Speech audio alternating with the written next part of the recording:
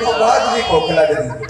رمضان میں ثواب زیادہ ہے لیکن سخاوت تو سارا سال ہی ہے۔ تو کچھ چیزیں ایسی ہیں ہمیں حضرت سیدنا عمر فاروق نے جب جواب دے دیا نا کہ اس طرح ہے، اب وہ اختلاف دلیل تک تھا، اختلاف دلیل تک تھا، تو حضرت ابو ایوب انصاری اٹھ کے کھڑے ہو گئے، اعتراض کیا، جواب میں لکھا، تو پتہ کیا فرمانے لگے، کہنے لگے عمر رب تجھے میری طرف سے بہتر سلا دے،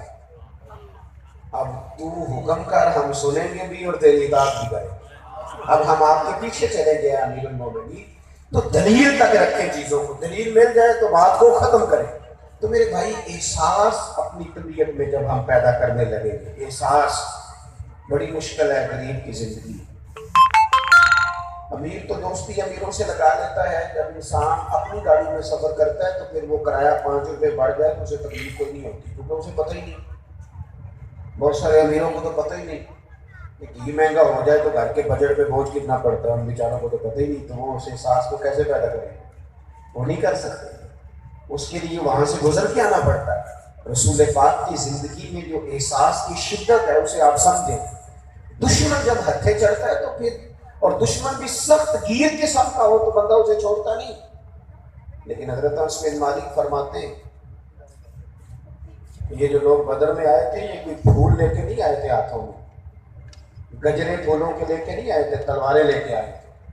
اور پوری انہوں نے جنگ لڑی، 14 صحابہ شہید کیے، لیکن جب ان کو لا کے باندھا گیا نا مدینے میں تو غصہ تھا، صحابہ کو کس کس کے ہاتھ باندھے۔ حضرت عباس بھی تھے، جب وہ ہائے ہائے کرتے تھے نا مخالف تھے، توجہ ہے میری بات پر؟ او بھائی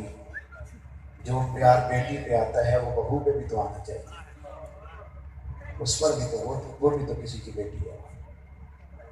اگر تجھے اپنے بیٹے کی دھوپ تنگ کرتی ہے تو ملازم کے پتر اگر دھوپ میں کھڑے ہیں تو وہ بھی تو تجھے احساس آنا چاہیے، ورنہ خود غرض ہو لیں گے ہم، بات ختم کر رہا ہوں، غور کرنا۔ حضرت انس بن مالک کہتے ہیں میں مسجد نبوی شریف میں حاضر ہوا تو بے چینی کے عالم میں کبھی حضور ادھر جاتے تھے، کبھی ادھر آتے تھے،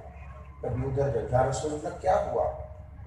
یہ وہ لوگ تھے جنہوں نے ستایا تھا، آج باندھا ہے، حضور کیا ہوا؟ تو نبی کریم فرمانے لگے تم نے رسیاں زور سے باندھ دی ہیں، یہ ہائے ہائے کرتے ہیں مجھے نیند نہیں آتی، ان کی رسیاں ڈھیلی کر دو۔ عزیز علیہ ما عنتم، حضور کے سینے میں درد رہا، وہ درد کبھی حضور کو طائف لے جاتا، کبھی کہیں، وہ درد کی وہ پیار کی شدت اتنی تھی کہ جب بڑی تکلیف دی نا میدان احد میں اور دانت مبارک شہید کر دیے،